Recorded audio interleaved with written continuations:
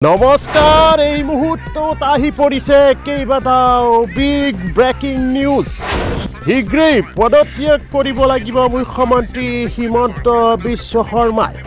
নৈতিক দায়িত্ব স্বীকাৰ কৰি পদত্যাগ কৰক মুখ্যমন্ত্ৰীগৰাকীয়ে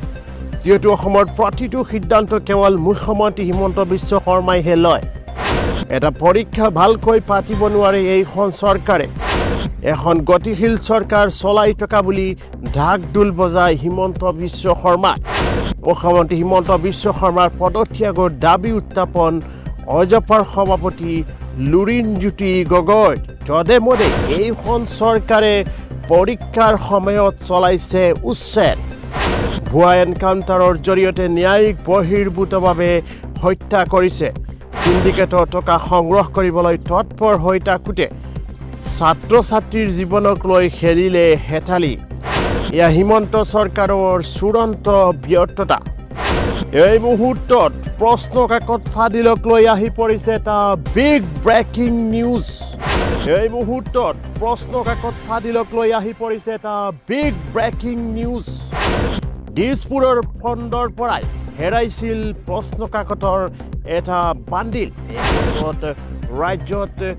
প্ৰশ্ন কাকত হেৰুৱালৈ পৰীক্ষা বাতিল হোৱালৈ উৰাই আহিছে এটা ডাঙৰ খবৰ এটা বিগ ব্ৰেকিং নিউজ এই মুহূৰ্তত দিবলৈ লৈছোঁ ৰাজধানী দিছপুৰৰ পৰাই প্ৰশ্ন কাকত ৰাজহুৱা হোৱাৰ সন্দেহ উত্থাপন হৈছে CID ইতিমধ্যে তদন্ত আৰম্ভ কৰিছে ঘটনাৰ প্ৰাথমিক তদন্ত আৰম্ভ কৰিছে CIDয়ে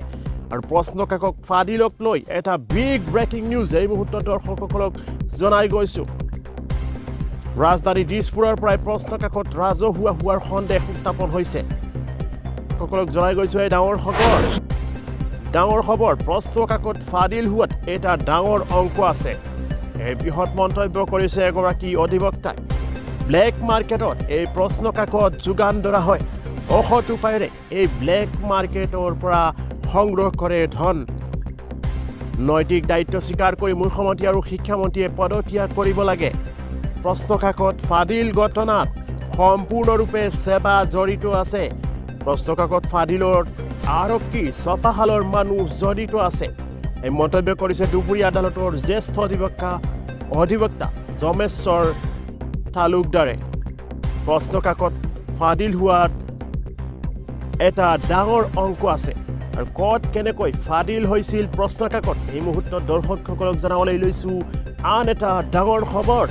জাগুনৰ পৰা প্ৰথম প্ৰশ্ন কাকত ফাদিল হোৱাৰ তথ্য আহিছে